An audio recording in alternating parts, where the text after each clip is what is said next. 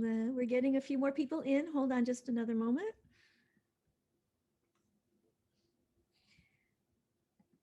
Here we go. Hi, everyone. Welcome. Wonderful to see you.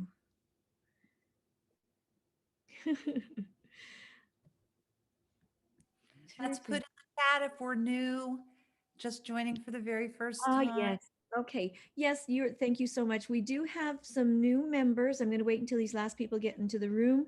So everybody, let me just go back to our little cheat sheet thing that I have here for you. We have two more people joining in the room. Give me a moment. Hi, everybody.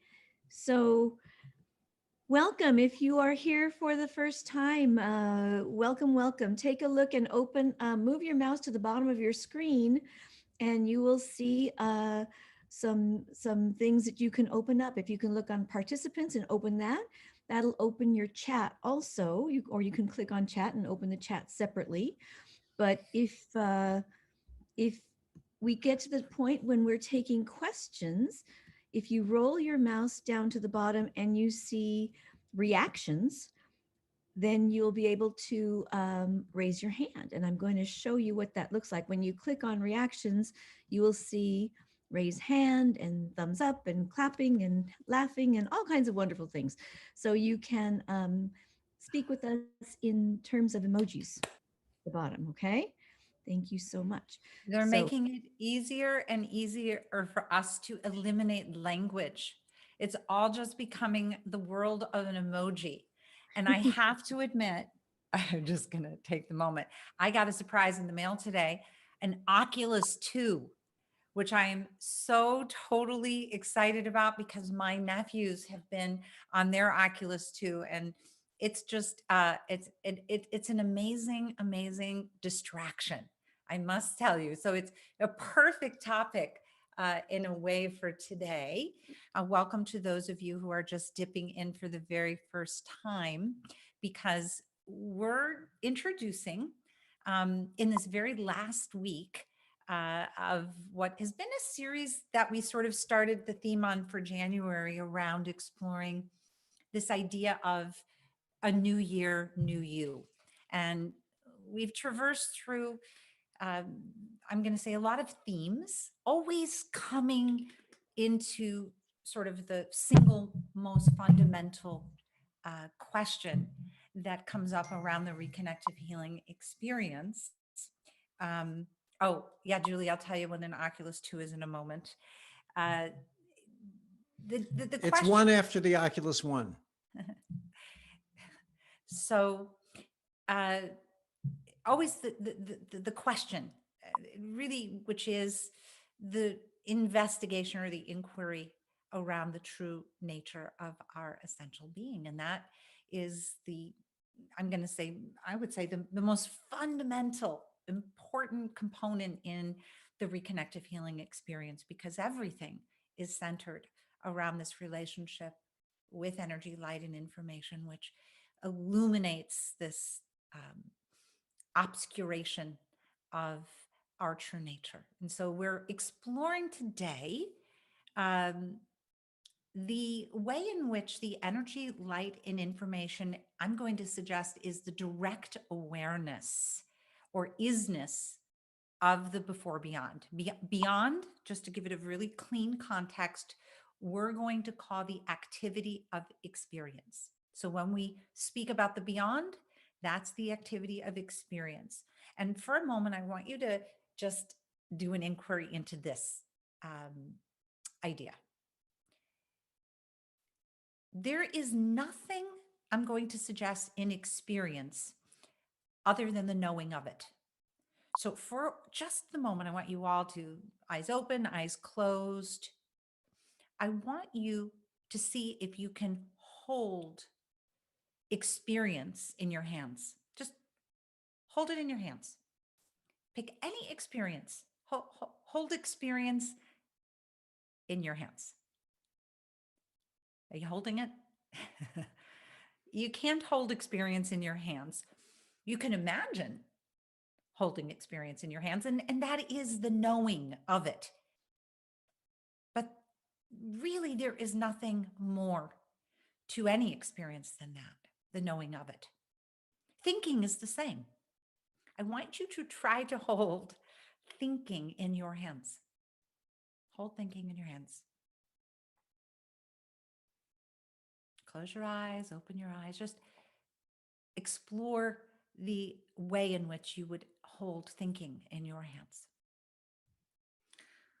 So again, we're always in this sort of simultaneity in a way, which is the direct awareness of isness, the is that we are, and the beyond, which would be the finite or the obscuration or the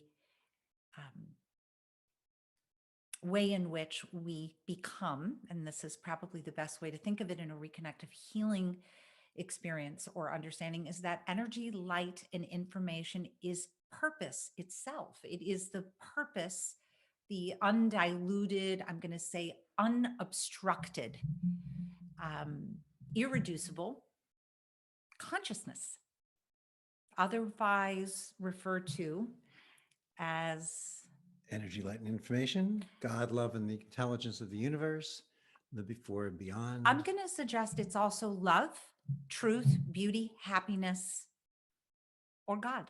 Whatever way that you choose to identify it, I want you to consider that. So we are all its multiplicity of experiences, right? That's what we are. So our primary purpose might be to live as the expression and activity of this. To live as the expression, activity of love, truth, beauty, happiness, God. That is a pretty big purpose. So then living as the expression of it, relate that to living as the experience of it.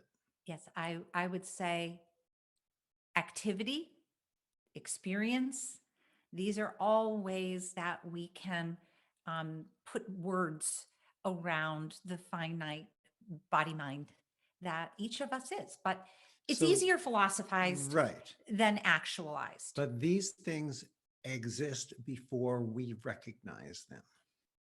So possibly this is due in part to the nature of distraction. And that's really how we wanted to kind of dive into the nature of distraction. So identity, feelings, thoughts, circumstances, and action are part of what we're going to explore under the banner of distraction. But before kind of we do that, I think that this is an important thing to consider.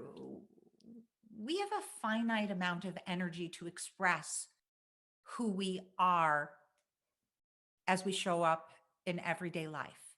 We might think that we are endless energy in our daily life, but there is a finite amount of energy that you have to express who and how you show up as the identity that you show up in every day. There's a finite number of hours in the day. There's a finite aspect to the breath. There's the inhale, there's the pause in between, there's the exhale. There's a finite aspect to how we express ourselves or experience ourselves as humans, as male, as female, as any of the options today. So the simultaneity of experience with the recognition of who we are is the narrative of our identity. And it can be, in a way, the primary purpose in our everyday life. So what happens when we take our attention off of that? And let me define the that. When we take our attention off of that I am. And that's most of the energy that is expressed an experience in our everyday life.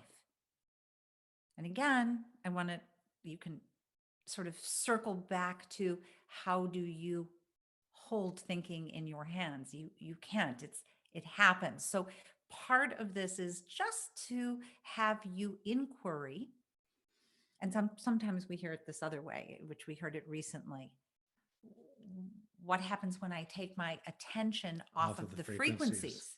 So you're here gathering as a group of friends. We're exploring the reconnective healing experience. We have all these different activities that we're in. And somebody brought up the other day, what happens when I take my attention off of the frequencies? Where do they go?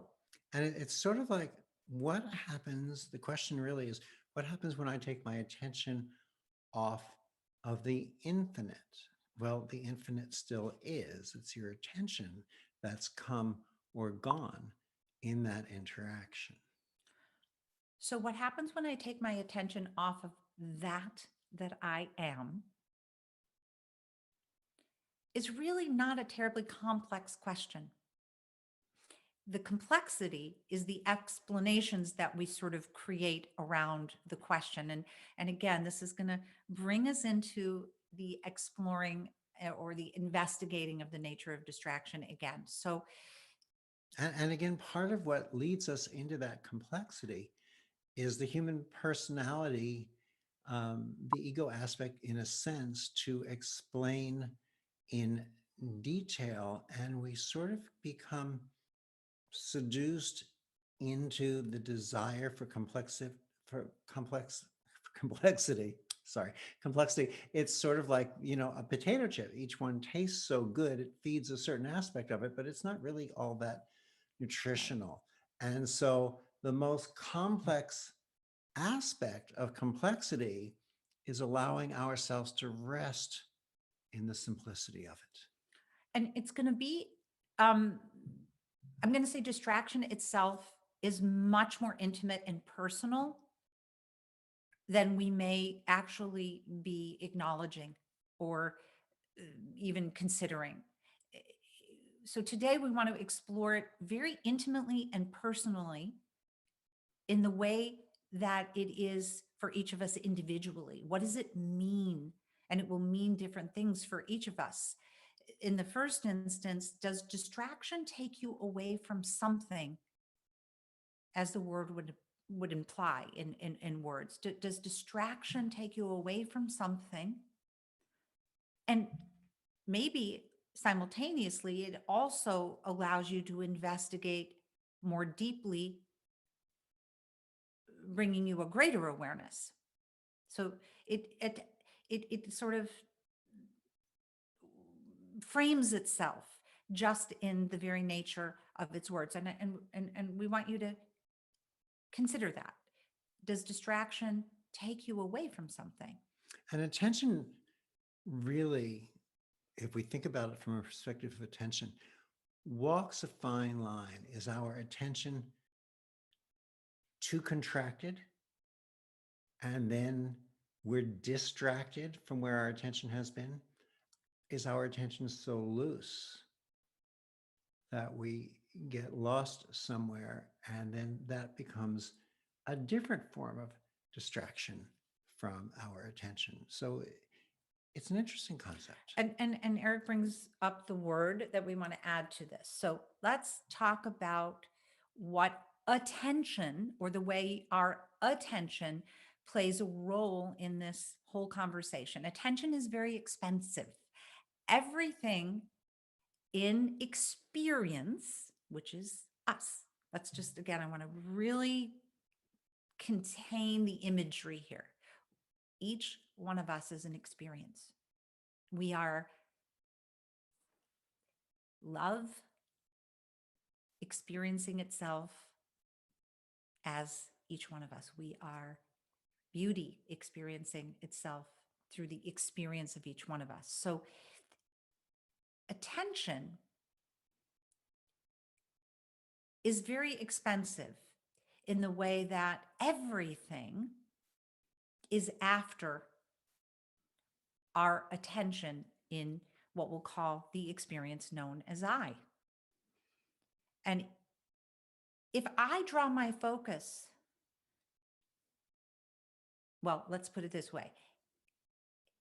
If focus is drawn to what I want you to be thinking about, then I can get your attention and focus to build whatever I want you to build, right?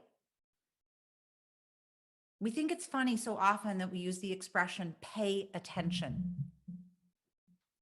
We do pay. We pay Dearly. for attention in both ways. We pay to become someone else's attention, and we pay for giving ours away. So, this composure, which is all we have in awareness, where our attention goes, energy follows. You learn these things from the very earliest moment that you are embodied in body mind, before you even have cognizant awareness of it. So, And marketing, the marketing field has learned this, and they're working every day to master it. yeah, so distraction happens when we invest in someone else's purpose or intention. It's the same idea as giving your attention away. And let's use, because I have many of you in here who are my friends who always say, Jillian, just can you use a regular example? Just give us a plain, simple example rather than a constant parable. That would be amazing. Yes. Or it might be. No, you can't make that joke. I just did. Okay. It might be. So Amazon. I'm going to give you a street example. I'm going to, just because it's so universal and we're all in COVID and there isn't anybody in any country that isn't accessing. So let's use Amazon. Amazon, the great portal for all things needed and delivered. Okay. One form or another. So Amazon requires your attention in order for it to fulfill and maintain its purpose. It relies on distracting you. It is reliant upon ensuring that you are distracted from that I am in order to fulfill and maintain its purpose. Social media and every other singular engagement implies the same. I'll talk about something. Jillian and I will be having a conversation about something, and suddenly something pops up on my phone, not only on that same topic that we just talked about, but then a link to somewhere, Amazon only as an example, of where I can purchase a product designed to lead me further into the fun of that concept or to handle the problem of that concept. So they're not listening because they're bored and curious.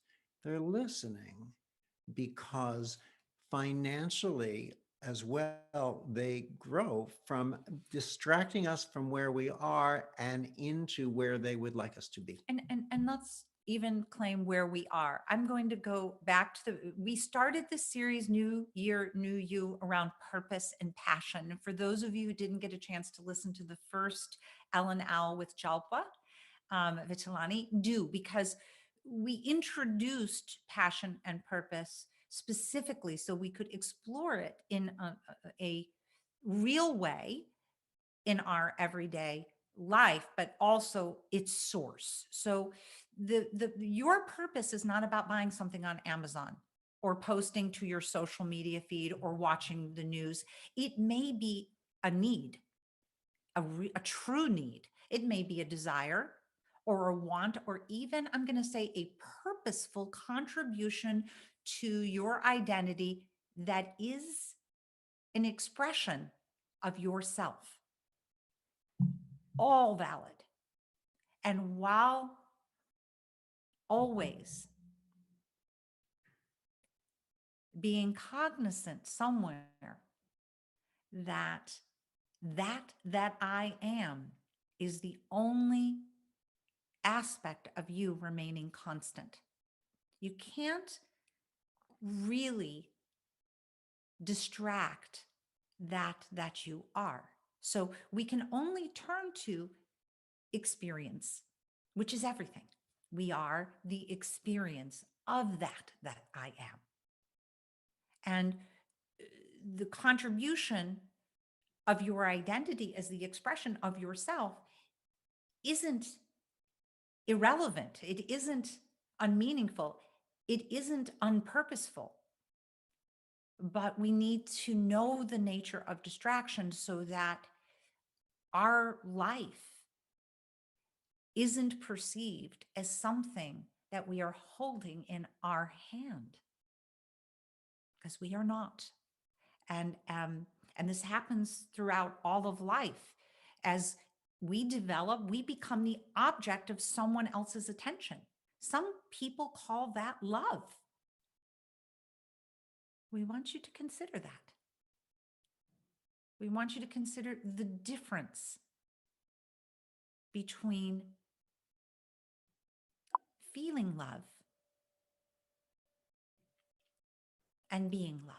And it isn't to suggest that feeling love is a distraction, but feeling love is also part of the finite experience of Love all. itself. Yeah. Yes.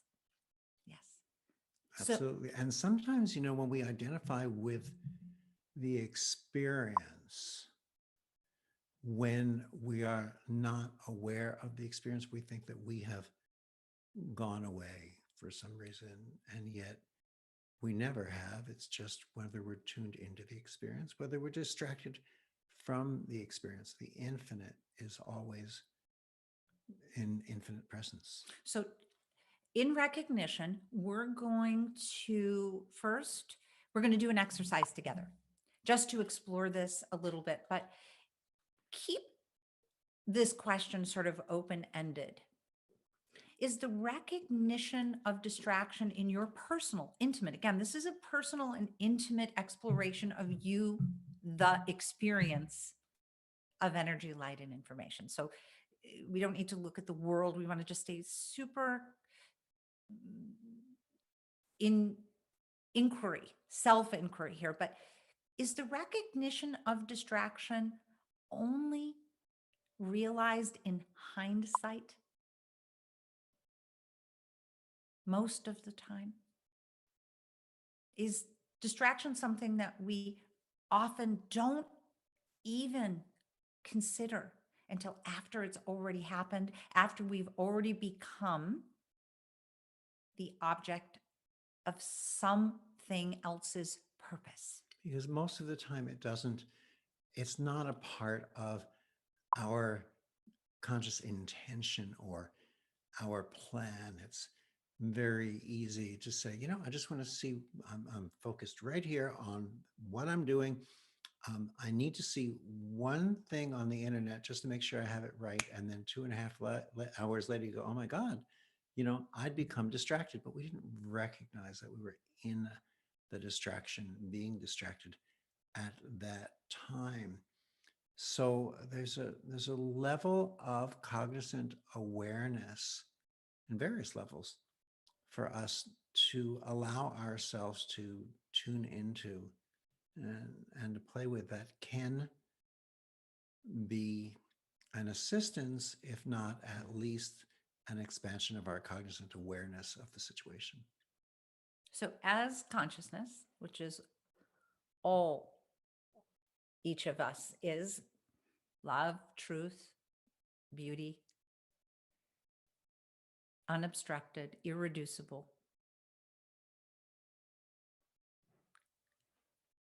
How is it that the nature of distraction often becomes noteworthy in hindsight after it's already happened?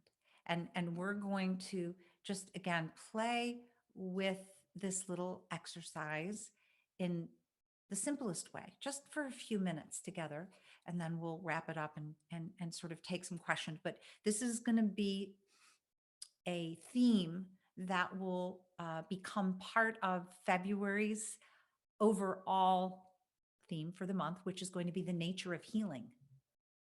So it'll come back up. It's not to just deposit this all on you. It's just to sort of open the inquiry. But right before we do, we need to Ah. say hello to our YouTube viewers. It was really great to have you here. We can't wait until you play and interact with us further so you can be present for the entirety of some of these live and learns and join us in the exercises and some of the different ways that we experience and express. In the RLC. Bye. Everybody say bye, YouTubers.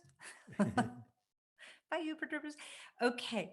So let's have you want to explain how you want to walk them through just this little Sure. activity. So here's an activity. And as I was coming up with it, for some reason, I flashed on a Chinese restaurant that I used to visit in Hollywood where I was living. And the menus were in columns, and you pick so many from column A and so many from column B. So decided to call this 2 from column A and 2 from column B. And here we go. Wait, Cece has the column A, column B Oh, good. slide that she's going to share. Okay. So we'd like you to select 2 words. Hey there, family. Dr. Eric and Jillian here. Welcome, everyone. And we're very excited about Reconnective Life, our first online global community. This is the most exciting way we've been able to get together since I founded the Reconnection. is to be a place where we can do things together. We'll move into breakout rooms at times when that's appropriate. We'll have energy interactions and meditations and exercises. In other words, expect things you haven't seen before. You are so charged. Things we He is so lit about every new way we get to be together every day.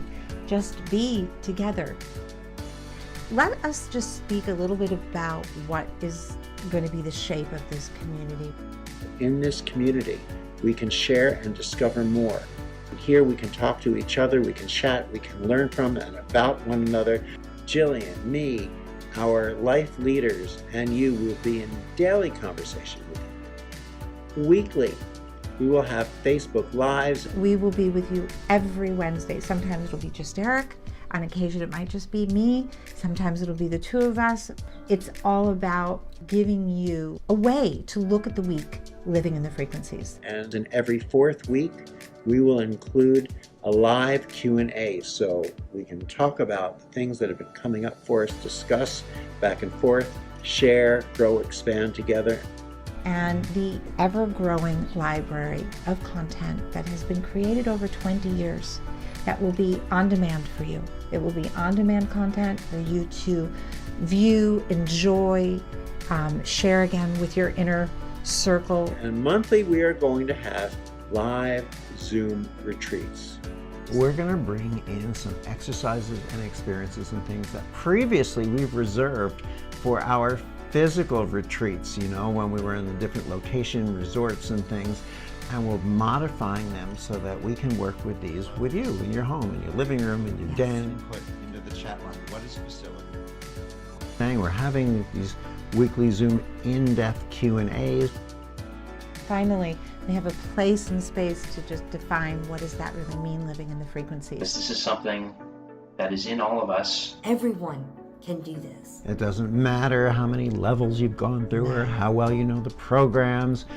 It's a community that allows us to recognize how interrelated we all are as receivers of energy, light, and information.